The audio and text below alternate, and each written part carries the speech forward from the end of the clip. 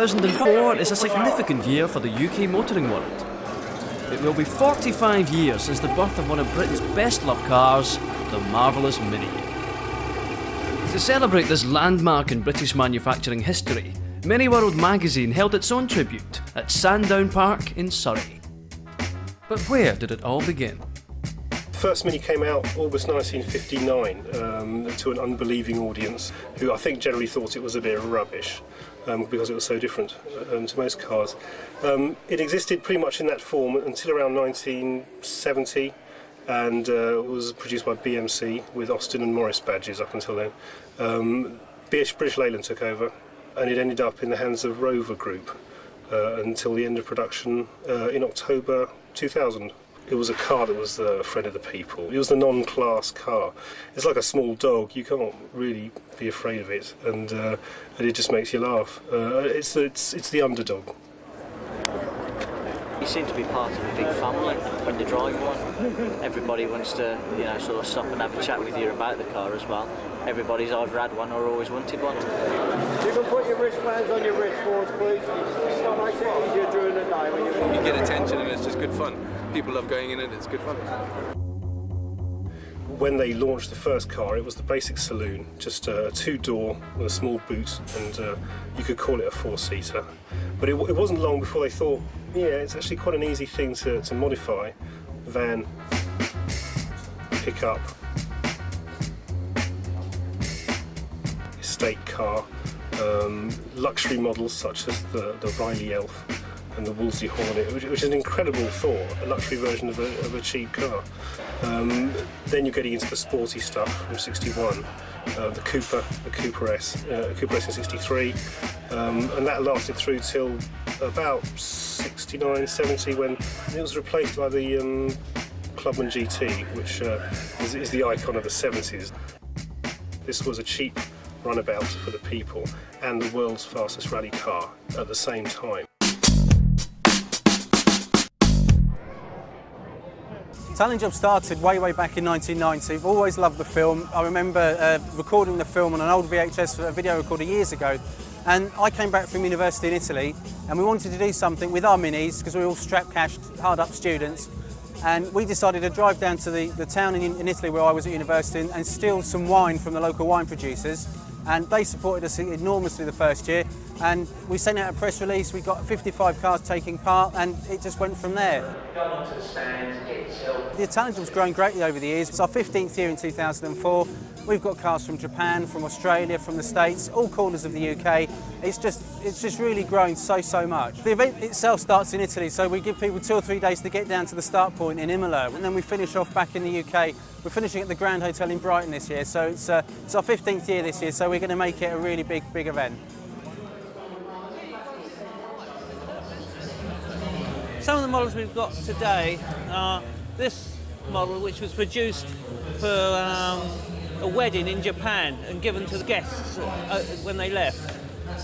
This one was the Hong Kong Chinese English takeover in '97. This one is a Corgi model, Stephen King, now £475.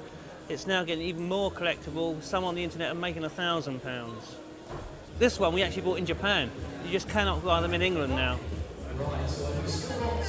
In Japan, I think they're very popular because there's a lot of collectors in Japan, and you've got the car being small, it's easy to drive around Tokyo.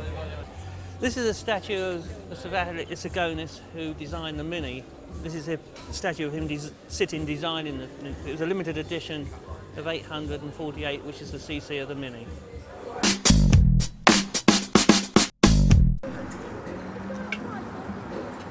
In the club areas, owners and enthusiasts from all over the globe have gathered to swap notes. My name is Meerte, we're all from Holland, and it took us a day to come here. We came by boat from Calais to Dover. This is our car, this is the one which is driving. It's originally 1,000, but we put in there an MT Metro 1300 engine, so it took us quite some work. I have had a black one, a blue one, a special, and now this one. Another red one as well.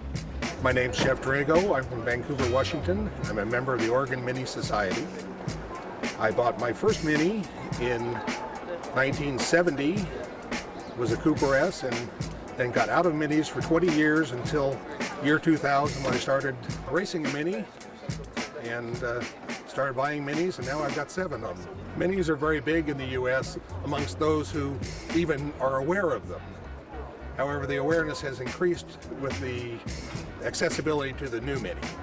My name's Liz Rogers. I'm the Club and Estate Registrar. We've got about 140 Club and Estates on our list at the moment. There's not many of them around. Again, why I started the register. But they turn heads. It's different. It's really versatile. You can get so much in there. It's just a really lovely little Mini to drive. The first Club and Estate was made in 1969. They ceased production in 1981. Within that time, there were 3 different types. There was the Mark I. This is the Mark II. And the third one was the Mini HL Estate, which was the last one to be produced. Essentially, any driver of a Mini will tell you the feedback, the fact that you get every sense of the road through your bum and through the steering wheel. So the Mini is a fantastic little car to drive and incredibly good fun. And I think that's why there's been this huge attraction towards motorsport. I've been rallying for quite some time myself. I retired in 1995 and I've rallied a variety of cars, but there's no car that gives you the fun as a Mini does. I'm here trying to promote Mighty Minis racing. So today we've actually got some of the Mighty Minis cars in the live action arena outside doing a driving display. We've got 8 of our cars here today. In fact, we've got a new girl that started with us. Her name's Caroline Gilbert, and we've got some of the older guys like John Kirby and people like that that are actually here, and they're going to be helping us do this as well. We're here to do a display race to show people what it's like to race a Mini, give them a bit of an image of it, and get them excited about it and want to come and watch it and race. I've been racing for a week. I got my licence last year, had my first race last week at Donington, and I finished. My goal for this season has got to be just to finish, to get my signatures so I'm no longer a novice, and then improve next year, get better.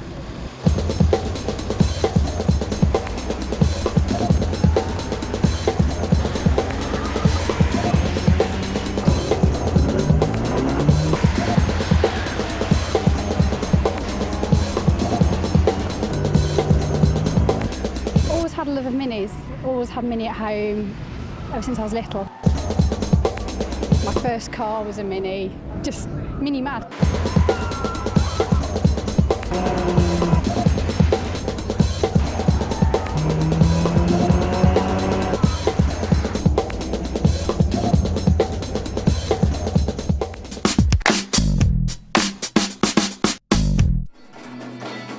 A specially commissioned mini musical, Sump, charted the ups and downs of the little vehicle's history.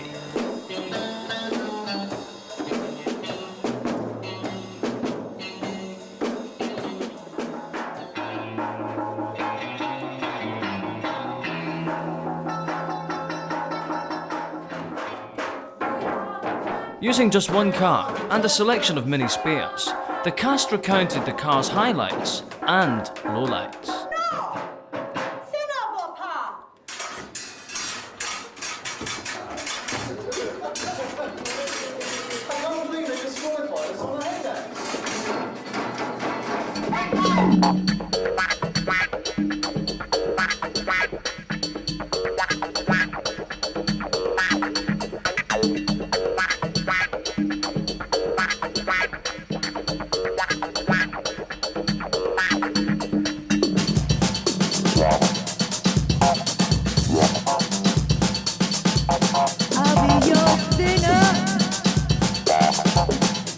In its early days, it was the Mini's rallying prowess that really raised its public profile. In '63, the Cooper S was launched. In '64, it went out for the first time in anger and won the Monte Carlo rally outright with Paddy Hopkirk at the wheel. But they also won in '65, '66 and '67 outright at the world's toughest rally. In 1966, the French were getting a bit bored, the word has it, of the Minis winning their rally at Monte Carlo. And the regulations changed to try and make it very difficult for the Minis to win, the Coopers. They did win. They came first, second and third overall, which was a proper insult to the organisers, and they were disqualified on a technicality because the Citroën team was due for a win. That's the word. They deny it, but we know it's true. All the leading English cars were disqualified. They came in the first 4 places, Minis 1, 2, 3 and then a Ford. The French car lighting was not strictly legal with French road rules anyway, but who knows? It's a question that 40 years on will still be argued over. Of course, the rally was very good. There was very important special stages and things like that. And the road traction was not so difficult. But even in some tight road traction, we was even making some pace notes for the whole way around. It's been very bad weather or something like that. The car we were driving was a 1275 Cooper S, prepared by the factory. That was fantastic because that was like woman's shoes. It's very small outside and big inside. The new Mini is not like the old Mini. It's not small outside and big inside. It's very small inside and big outside, you know. It's nice and not noisy, but only one problem is bloody BMW. I've always liked old cars. The Wolseley Hornets and Riley Elfs are a little bit different to the Minis, which obviously are one of the greatest cars of the century. And it's a little bit of fun, really. The most obvious difference, obviously, between the Riley Elf and the Wolseley Hornet is the badging and the grille design. The body shells are identical. There are various detailed differences between the Mark II and Mark III models, such as the external door hinges, the sliding windows, the extending rain gutters, but for the most part, it's purely cosmetic detailing, the difference between the two models. It was BMC's attempt to produce an upmarket Mini, which never really caught on at the time, but now people are starting to remember them and realise just what a lovely little car they are. I've been driving Minis since 1968. As soon as I passed my test, I got into motorsport and navigated on rallies for a number of years before I even started driving. But my driver was a bit erratic and we ended up crashing all the time, and decided I could do better myself.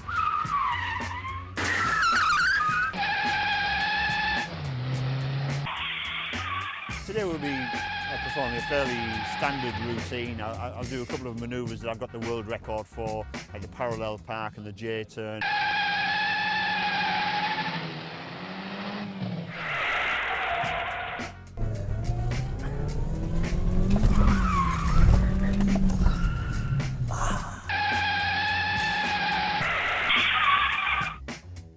I do exactly the same tricks with the new Mini as the old Mini. It's a little bit easier with the new one because it's got power steering. The old Mini got quite heavy on the steering towards the end, so that's one thing that does make it actually easier. I get all sorts of different reactions from people inside the car. The language is sometimes absolutely appalling. Some people panic and try and grab the steering wheel off you, but most people really enjoy it. Russ, you're mad.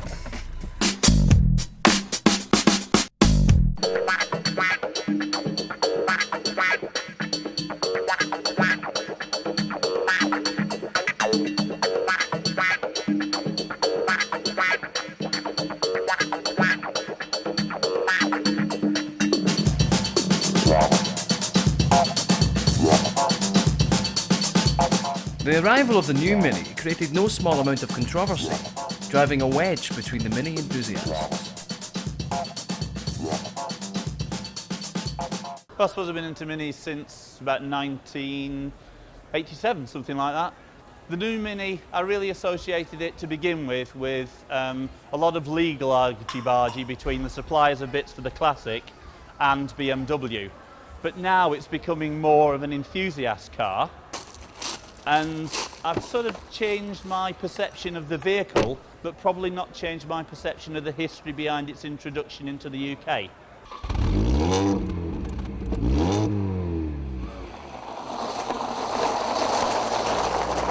Well, I started a website originally for people to vent their spleen about this new company that was arriving on the scene that was stopping people selling parts for their classic car. And now it's a sort of, I feel a little bit hypocritical, because the more people with the new car that I come to meet, the more I realise that they are actually akin to where I am. They have bits falling off, they have things that need recalling, and they have things that need replacing.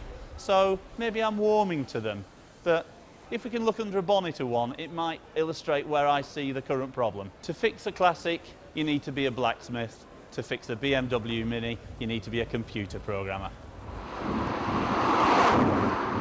I run a company called ZMAX, which we sell body styling all over the world for Minis, Porsches, BMW. And I designed this about a year ago. And because our conversion for the old Mini was so successful, I obviously thought we've got to do this. And it's been one after the other, basically.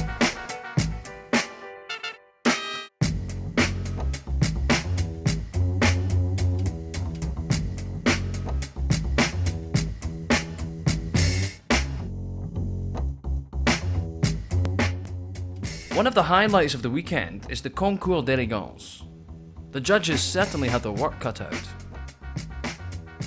As a judge, I will be looking at various different categories. We will be looking at the bodywork, we'll be looking at the paint finish, we'll be looking for little dents and nicks in the paintwork, the actual brightness of the chrome. We'll be looking at the state of the carpets.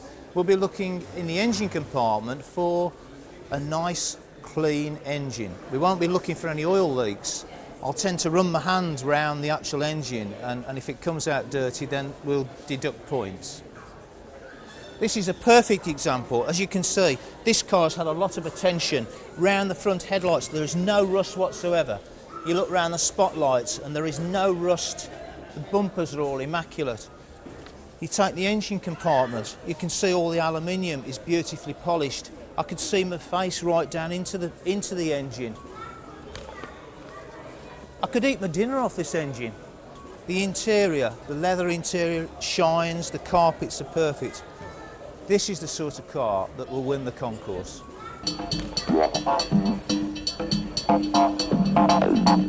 This is a perfect example. You can see this rust mark underneath this headlamp here, and onto the main spotlights here, you'll see how rusty the brackets are.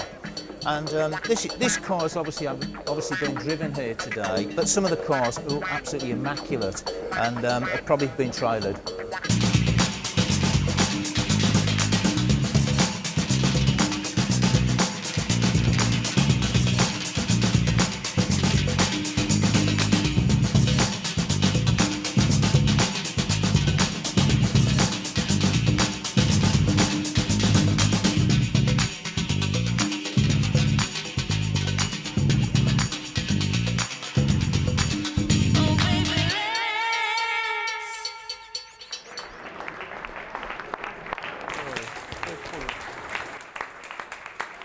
We thought that the winner of the new Mini prize for modification, because let's face it, they all need modifying, don't they?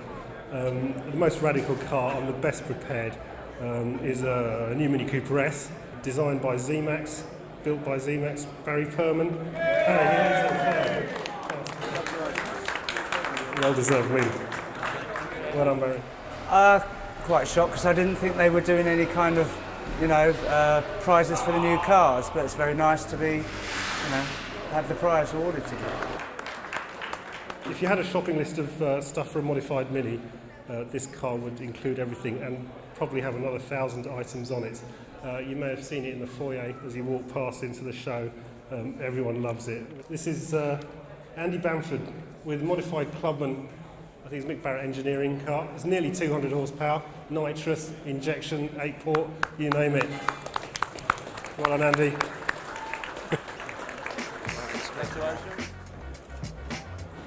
Right, cheers very much. Car of the show, Andy Bamford's April. Well, basically it's an original 1969, 1970 Mini Clubman. It started life as a 250 quid old Civ. It's been totally ripped apart, rebuilt. I rebuilt it to a fast road modified car with all a nice interior. The engine there is an A series. It's a heavily modified 1460cc all-out full race engine. It's got a nitrous injection, which takes it up to you know, everything combined. You know, you're looking at anywhere between 180 to 200 brake horsepower. From the time I very first bought the car for 250 quid up to what you're looking at now owes me in the region of about £32,000. Things like the cylinder head alone is £1,600, £1,000 for a crank, £880 for the con rods, £3,000 for a gearbox. Just endless, just the list goes on.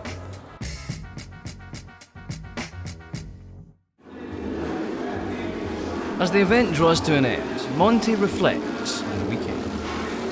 That was a pretty tiring event, but good, I think. Very busy, and there's some very rare cars in there. We very rarely organise shows, but this is the first one we've done here for 10 years, and it's been a big effort. It's a really competitive scene, and there are a lot of good shows out there. So you've got to be careful about starting a mini show. But this year it's going to be the 45th anniversary all year long, so it's a big summer of shows, and we're going to be going to most of them. So we've got our own out of the way first, then we'll go to everyone else's and relax.